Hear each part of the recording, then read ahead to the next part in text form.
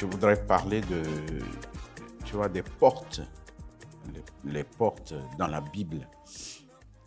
Parce que j'estime que notre assemblée est dans un processus de reconstruction, un peu comme Néhémie avait reconstruit les portes.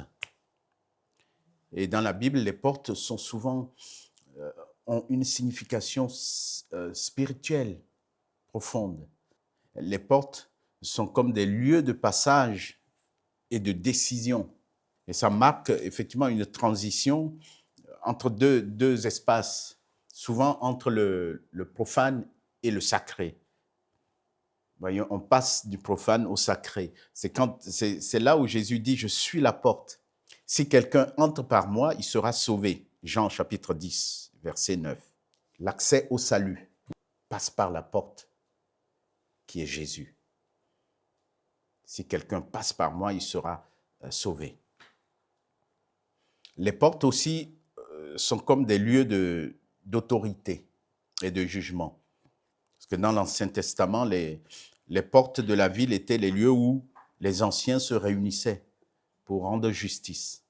Et quand vous lisez Proverbe 31, pour la femme vertueuse, on dit que son mari est considéré aux portes lorsqu'il siège avec les anciens du pays. Les portes étaient aussi comme des protections ou une ouverture spirituelle.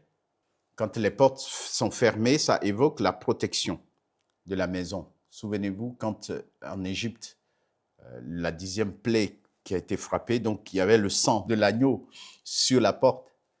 Et quand l'esprit de la mort venait, il épargnait, il ne touchait pas les maisons qui avaient cette marque, le sang sur les linteaux, il ne touchait pas du tout. Parce qu'il y avait une protection. Le Seigneur avait mis là le sang de l'agneau, donc qui était une protection. Donc les portes fermées étaient aussi une protection. Et il y a aussi, on parle aussi des portes célestes et la gloire de Dieu. Les portes du ciel qui s'ouvrent pour laisser entrer la présence de Dieu. Portes, élevez vos linteaux, on verra ça dans le psaume 24. Donc les portes avaient une signification très profonde dans la Bible. Et je propose qu'on lise dans Néhémie, au chapitre 3. C'est là où on trouve plusieurs portes qui avaient une signification spirituelle. Au verset 1, Eliakim, le souverain sacrificateur, se leva avec ses frères, les sacrificateurs, et ils bâtirent la porte des brebis. Ils la consacrèrent et en posèrent les battants. Ils la consacrèrent depuis la tour de Méa jusqu'à la tour de Hananiel. À côté d'Eliakim, bâtirent les hommes de Jéricho. À côté de lui, bâtit aussi Zakour, fils d'Imri. Et les fils de Séna bâtirent la porte des poissons. Ils la couvrirent et en posèrent les battants, les verrous et les barres. On peut lire tout ce chapitre parce qu'il nous parle des portes. Il y a près d'une dizaine de portes. Ici, on parle de la porte des brebis. C'est le symbole de Jésus-Christ, l'agneau de Dieu et l'entrée du salut. On a lu tout à l'heure Jean 10. C'était la porte, si on retourne dans Néhémie 3, c'était la porte par laquelle les brebis destinées au sacrifice entraient dans Jérusalem, par la porte des brebis. Et Jésus, pour nous, est la porte des brebis. Jésus t'appelle par ton nom. Il dit « Je suis le bon berger ». Et le bon berger, n'est-ce pas? On peut le lire dans Jean, au chapitre 10. Il est la porte et nous sommes ces brebis. C'est la porte par laquelle on rentre pour le salut. En vérité, je vous le dis, Jean 10, 1. Celui qui n'entre pas par la porte dans la bergerie, mais qui y monte par ailleurs, est un voleur et un brigand. Mais celui qui entre par la porte est le berger des brebis. Le portier lui ouvre et les brebis entendent sa voix. Il appelle par leur nom les brebis qui lui appartiennent et il le conduit dehors. Lorsqu'il a fait sortir toutes ses propres brebis, il marche devant elles et les brebis le suivent parce qu'elles connaissent sa voix. Elles ne suivront point un étranger, mais elles fuiront loin de lui parce qu'elles ne connaissent pas la voix des étrangers. Jésus leur dit cette parabole, mais ils ne comprirent pas de quoi il leur parlait. Alors Jésus dit encore, en vérité, je vous le dis, je suis la porte des brebis. Tous ceux qui sont venus avant moi sont des voleurs et des brigands, mais les brebis ne les ont point écoutés. Je suis la porte, si quelqu'un entre par moi, il sera sauvé. Il entrera et il sortira et il trouvera des pâturages. Et il dit que le voleur ne vient que pour dérober, égorger et détruire. Moi, je suis venu afin que les brebis aient la vie et qu'elles soient dans l'abondance. La porte des brebis, Jésus. C'est par cette porte que nous entrons pour recevoir le salut. Et ce qui est intéressant, c'est que Jésus, le bon berger, il nous appelle par notre nom. Et ça, c'est précieux. Michel, Daniel, Marianique, il nous appelle par notre nom. Donc, ce n'est pas un hasard qu'on est chrétien aujourd'hui. Dieu, il nous connaît. Même depuis le ventre de notre mère, il nous connaissait. Et il nous appelle par notre propre nom, parce qu'il est le bon berger. Et c'est par lui que nous recevons le salut.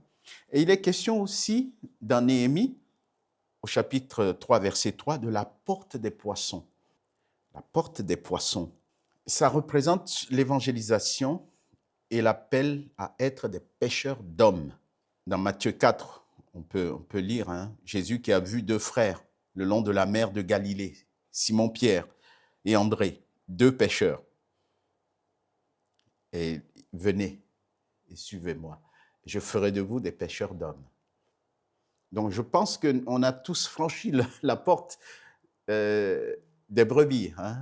On a accepté le Seigneur Jésus, on est dans une marche avec lui et on se retrouve souvent devant des portes où il faut restaurer. Peut-être tu es devant la porte des poissons ce matin, c'est-à-dire que l'évangélisation, peut-être c'est quelque chose que tu as fait dans le passé et qu'aujourd'hui tu te dis « Oh non, ça ne me concerne pas ». Mais le Seigneur veut restaurer cette porte chez toi pour que tu sois pêcheur d'hommes. Peut-être que le Seigneur veut travailler cette porte-là ce matin pour toi. Et si le Seigneur est en train de te parler pour faire de toi un pêcheur d'hommes, réponds-lui. La porte des poissons. Il parle aussi de la porte ancienne ou la vieille porte dans le verset 6 de Néhémie 3. La porte vieille, la vieille porte, la porte ancienne. Il y a deux façons de voir cette porte. Ça peut être aussi les anciennes vérités et la sagesse de Dieu, comme le dit Jérémie, chapitre 6, verset 16. Il faut savoir, il faut remettre ces portes-là dans leur contexte. Et cette porte, la porte vieille, indique l'importance aussi de rester attaché au fondement de la foi. Jérémie, chapitre 6, verset 16. Ainsi parle l'Éternel, placez-vous sur les chemins. Regardez et demandez quels sont les anciens sentiers.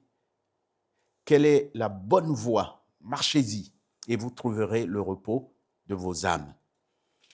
Parce que c'est vrai qu'au fur et à mesure qu'on avance dans le christianisme, il y a peut-être des infiltrations de doctrines nouvelles et tout ça. Et il est important pour nous de nous référer à l'enseignement des apôtres, aux vérités du début et pas diluer la parole de Dieu. C'est important qu'on recherche ces sentiers anciens, si vous voulez. Et je dirais qu'il ne faut pas rejeter ces vieux cantiques. Il ne faut pas les rejeter, il faudra peut-être restaurer cela. À chaque fois que je parle avec les anciens pasteurs, ils sont attachés à la parole, quoi. Ils sont vraiment attachés à la parole de Dieu. La vieille porte, ça peut aussi faire référence au vieil homme. Éphésiens, au chapitre 4, nous invite à nous dépouiller du vieil homme. Éphésiens, chapitre 4, verset 21. À partir du 20, Mais vous, ce n'est pas ainsi que vous avez appris Christ, si du moins vous l'avez entendu, et si, conformément à la vérité qui est en Jésus, c'est en lui que vous avez été instruits à vous dépouiller, eu égard à votre vie passée, du vieil homme qui se corrompt par les convoitises trompeuses, à être renouvelé dans l'esprit de votre intelligence et à revêtir l'homme nouveau, créé selon Dieu dans une justice et une sainteté que produit la vérité. Quelque part aussi à nous dépouiller du vieil homme et à nous revêtir de l'homme nouveau. C'est vrai que le Seigneur a tout accompli, mais il demande à nous aussi un effort de nous dépouiller. Et quand on est dépouillé du vieil homme, il dit revêtez. Lui, il nous a tout donné. Tout y est. Maintenant, il nous demande simplement de prendre. Prenez et de mettre. Il y en a qui attendent que ce soit le Seigneur qui vienne enlever tout et lui remettre. Mais non, Dieu nous dit simplement, dépouillez-vous. Faites un effort pour vous dépouiller du vieil homme et faites un effort de vous revêtir de toutes les armes, de tout ce que je vous ai donné. Parce que au fur et à mesure qu'on avance dans la vie chrétienne, le vieil homme, il réagit toujours. Hein? Et c'est à nous de lui résister. C'est à nous de résister, de dire non. Non, ça c'est fini, ça c'est le passé. Maintenant, je suis. Voilà. Donc, tu revêts l'homme nouveau. Parce qu'il fait faire semblant, le vieil homme, de dormir. Et il revient toujours. Un peu comme une lienne. Et puis, lienne, vous savez, c'est un animal très malin.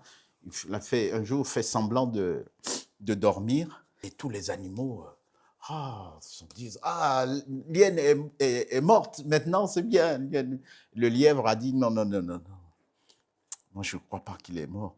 Et le lièvre a dit, bon, lienne, si tu es vraiment morte, lève la patte. Et lienne a fait comme ça, vous voyez? Donc, des fois, effectivement, le vieil homme peut faire semblant de dormir en nous et puis peut réagir comme ça très vite. C'est pour ça que la Bible nous dit, veillez, dépouillez-vous et remettez l'homme nouveau. Vous voyez? Romains au chapitre 6, si vous lisez tout, ce chapitre nous dit qu'il faut crucifier le vieil homme sans pitié. Et cet homme, un ami m'a raconté il voit le serpent, il le prend, il met dans son... le serpent, il a froid, il le met sous son vêtement, mais il te mord. Le vieil homme, il est comme ça. Le péché, il est comme ça. On joue avec. Non, il ne faut pas jouer avec ça. Et il faut le détruire. La Bible nous dit il faut le crucifier, le vieil homme, sans pitié. Sinon, c'est lui qui prendra le dessus. Et Néhémie 3,13 nous parle aussi de la porte de la vallée, le symbole des épreuves, la vallée des pleurs, la vallée des pleurs. Il faut les reconnaître. Il faut reconnaître ces vallées-là dans notre vie afin de pouvoir les affronter. Parce que tout n'est pas rose dans la vie. En plus, la vie chrétienne, tout ne va pas comme ça. Il y a aussi des moments d'épreuve. On peut faire face à la porte, se trouver devant la porte de la vallée, les épreuves de la vie. Le psaume 23 est un psaume formidable. L'Éternel est mon berger. Je ne manquerai de rien. Quand je marche dans l'ombre, de la mort, je ne crains aucun mal. Ainsi de suite. Et le psaume 84, verset 7, lorsqu'il traverse la vallée de Baca, il la transforme en un lieu plein de sources. Dans les vallées, c'est pas facile. On reçoit des coups de l'ennemi, des blessures. Ça peut être même des proches. Et ça fait mal. Les épreuves, ça fait mal. Mais c'est aussi dans ces vallées qu'on apprend à connaître et à recevoir la consolation de Dieu. Vous voyez, Dieu permet des fois des épreuves, il permet les vallées aussi dans notre vie et pour qu'on puisse apprendre à recevoir sa consolation et aussi à être guéri. C'est là où on puise nos forces. C'est dans les vallées que nos cœurs et notre amour sont aussi évalués. Parce que quand tout va bien, ben voilà. Mais est-ce que je reste attaché au Seigneur quand ça ne va pas? C'est là où on mesure aussi combien on aime le Seigneur, dans les vallées. Et c'est là où on pleure, on peut pleurer. C'est des moments très, très compliqués. Et je ne sais pas, ça vous est arrivé où vous vous retrouvez, vous pleurez, vous pleurez. Vous pleurez même sans raison, vous dites, bah, vous pleurez. Et ça tombe, on reçoit des coups partout, les pressions. Ça peut être la voiture qui est bloquée, ça peut être ceci, un frère qui ne nous comprend pas et on nous humilie au travail ou n'importe où. Et on pleure, Seigneur, pourquoi? Mais c'est là aussi qu'on peut apprendre à recevoir la consolation. Et il est présent dans les vallées, le Seigneur. Souvent présent dans les vallées, là. Et c'est là où on reçoit la force. C'est là où on sort vivifié, encouragé, fortifié. Personne n'aime les vallées. Hein? Personne n'aime cela. Mais quand ça arrive, le Seigneur est toujours présent. Et il nous aide à traverser ces vallées. Même si c'est des moments désagréables, ces vallées sont importantes aussi dans notre marche chrétienne, parce que c'est là où on apprend à grandir. Il est aussi question au verset 13 et 14 de Néhémie chapitre 3, de la porte du fumier. La porte du fumier, c'est la repentance, la purification du péché. Philippiens chapitre 3, verset 8. Et même, je regarde toute chose comme une perte à cause de l'excellence de la connaissance de Jésus-Christ, mon Seigneur, pour lequel j'ai renoncé à tout et je les regarde comme de la boue afin de gagner Christ. C'est Paul qui le parle. Le fumier, tout ce qu'il considérait comme tout grand bien, quand il a rencontré le Seigneur Jésus, tout ça, c'est devenu du fumier. Peut-être que vous avez expérimenté ça dans votre vie. Des choses qui avaient beaucoup d'importance. Vous aviez des idoles. Quand on parle d'idoles, moi j'avais des idoles, des footballeurs. J'avais du mal à aller à l'église quand il y a un match de foot. Mais à un moment donné de ma vie, je me dis, ça n'a plus beaucoup d'importance, quoi. Et je vais au Seigneur. Je considère ça comme du fumier. Voilà, afin de gagner Christ, Paul il dit, mais tout ce qui était pouvoir, tout ce qui avait de la valeur, pour lui, il devient comme du fumier. Parce qu'il a rencontré quelque chose de plus grand, de plus grand. Et c'est beau d'expérimenter ça aussi, hein, de passer par cette porte, la porte du fumier. Dimanche, bon, je me faisais beaucoup d'argent, hein, et c'était très important parce qu'il faut que je fasse de l'argent, rentrer de l'argent. Et à un moment donné, tu te dis, oh, mais bon, c'est pas grave, je vais aller louer le Seigneur plutôt. Ça montre qu'il y a quelque chose qui se passe, quoi. Il faut savoir que c'est par cette porte qu'on évacuait aussi les déchets de la ville, la porte des fumiers. Donc, si on remet le texte dans son contexte, la porte des fumiers, c'était ça. Il y a aussi une porte qu'on appelle la fontaine, la porte de la fontaine, au verset 15 de Néhémie 3. C'est le symbole du Saint-Esprit, la fontaine. Le Saint-Esprit qui rafraîchit, le Saint-Esprit qui renouvelle. Verset 38, nous pouvons lire que celui qui croit en moi, des fleuves d'eau vive couleront de son sein, comme dit l'Écriture. Il dit cela de l'esprit que devaient recevoir ceux qui croiraient en lui, car l'esprit n'était pas encore, parce que Jésus n'avait pas encore été glorifié. La fontaine, l'esprit, le symbole de l'esprit. Peut-être que certains d'entre nous, on a besoin de ça, de passer par cette porte où le Saint-Esprit, le flot de l'Esprit vient sur nous pour vraiment nous arroser. Et cette porte, dans Néhémie 3, menait à la source d'eau vive. Il y avait une source qu'on appelait Gion. Et c'est là, on passait par cette porte pour aller à cette source d'eau. Au verset 26 de Néhémie 3, il est question aussi de la porte des eaux. C'est le symbole de la parole de Dieu qui purifie et qui donne la vie, comme nous le dit Éphésiens chapitre 5, verset 26. Ceci afin donc de la purifier par la parole. Vous voyez, en lisant le verset 25, il dit « Marie, aimez vos femmes comme Christ a aimé l'Église et s'est livré lui-même pour elle, afin de la sanctifier par la parole, après l'avoir purifiée par le baptême d'eau. » La parole de Dieu, qui est comme voilà, une source d'eau, symbole de la parole, l'eau. Et près de cette porte, c'est là où Esdras a lu la loi au peuple. Quand vous lisez Néhémie chapitre 8, quand Esdras a lu, c'est devant cette porte, la porte des eaux. Et il y a aussi une autre porte, la porte des chevaux, au verset 28 de Néhémie 3. C'est le combat spirituel. Éphésiens chapitre 6, où on parle des armes que le Seigneur nous a données. Donc c'est là, cette porte des chevaux, c'est là. Peut-être vous êtes devant cette porte, le combat spirituel. Il faut aussi mener le combat spirituel.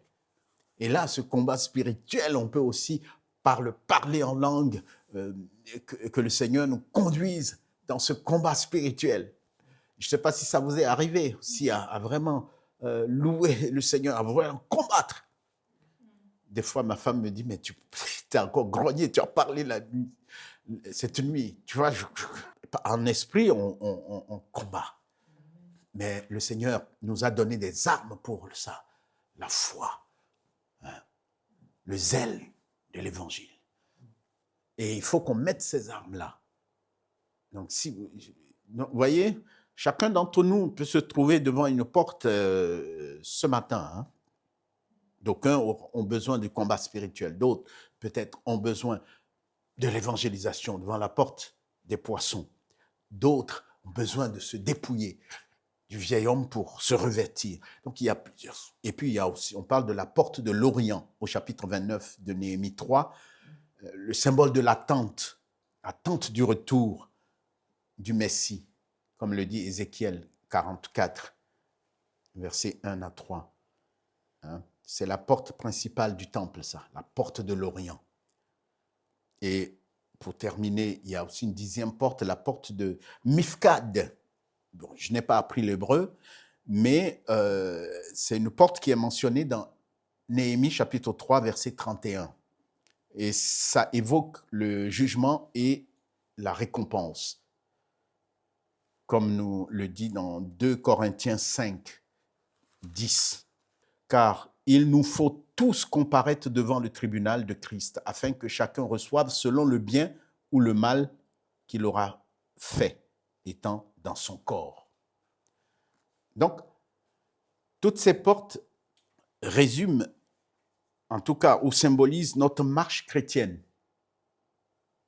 Du salut, c'est-à-dire la porte des brebis, quand on rentre, en passant par la croissance spirituelle, c'est-à-dire la porte des eaux, par exemple, en passant aussi par l'épreuve, la porte de la vallée. Et on va aller jusqu'à la porte finale, le jugement et la récompense pour tout ce qu'on aura fait. C'est ce que la Bible nous montre. Donc, Néhémie, en reconstruisant ses portes, montre la restauration spirituelle que Dieu veut accomplir dans nos vies. Dieu veut accomplir une restauration spirituelle dans nos vies. Et quand vous lisez, je me suis dit, mais pourquoi il nomme tout? Néhémie, il donnait les détails des noms. Je n'arrive même pas à lire tous les noms, mais c'était important de nommer ces personnes. Des gens venaient de loin aussi pour participer à la construction. Et il y en a qui le faisaient juste à côté de là où ils habitaient.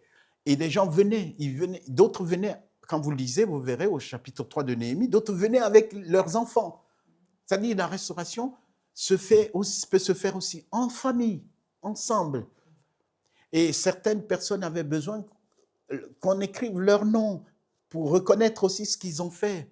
Et c'est tout à fait normal qu'un jour, on dira que cette église, ici, il y a Sylvie qui venait de Sker, il y a d'autres qui habitaient juste à côté, d'autres venaient de là, de Lanriec, de Quimper, de je ne sais où, pour construire cette assemblée.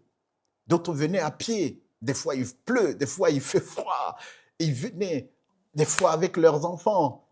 Et c'est ce que Néhémie a relaté ici, dans son texte. Il a cité tous les détails.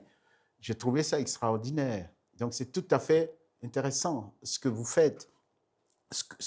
Chacun d'entre nous ici, on participe à quelque chose.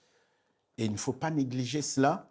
Il faudra qu'on persévère dans cette reconstruction pour nos vies personnelles.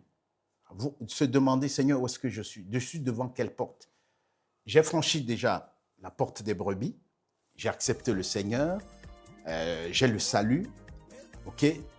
Bon, il y a des épreuves. La porte de la vallée. Est-ce que je suis devant la porte de l'évangélisation, la porte des poissons? Cette porte est... Avec les odeurs, c'est intéressant. Cette porte doit nous interpeller pour l'évangélisation. Dieu veut faire de nous des pêcheurs d'hommes. Il y a les âmes qui se perdent. Et c'est à nous vraiment de nous en occuper. Peut-être que si Dieu est en train de vous parler, vous êtes en relation avec quelqu'un qui ne connaît pas le Seigneur, il a besoin de vous. Il a besoin de vous. Il faut qu'on restaure cette porte-là. Tous. Des fois, on n'ose pas. Oh non, qu'est-ce qu'il va penser de moi si je lui dis de venir à l'église? Vous voyez, des fois, ça fait du bien quand même. Donc, quand je parle effectivement des portes, je veux mettre l'accent sur ceci. Laissez votre porte fermée à l'ennemi, mais laissez la porte ouverte au Seigneur, à votre Seigneur, pour qu'il puisse entrer. Pour cela, il est important de connaître la voix de votre berger. Attention, l'ennemi aussi parle. Ça, ce sera peut-être l'objet ou le sujet d'un autre message. Donc, comment entendre la voix de Dieu.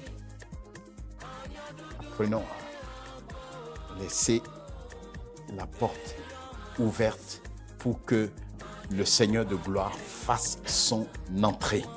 Donc, ne lui fermez pas la porte. Laissez, quand le bon berger vient ouvrir. Mais quand l'ennemi frappe, lui, il va venir voler tout ce que Dieu nous a donné. Que le Seigneur nous bénisse.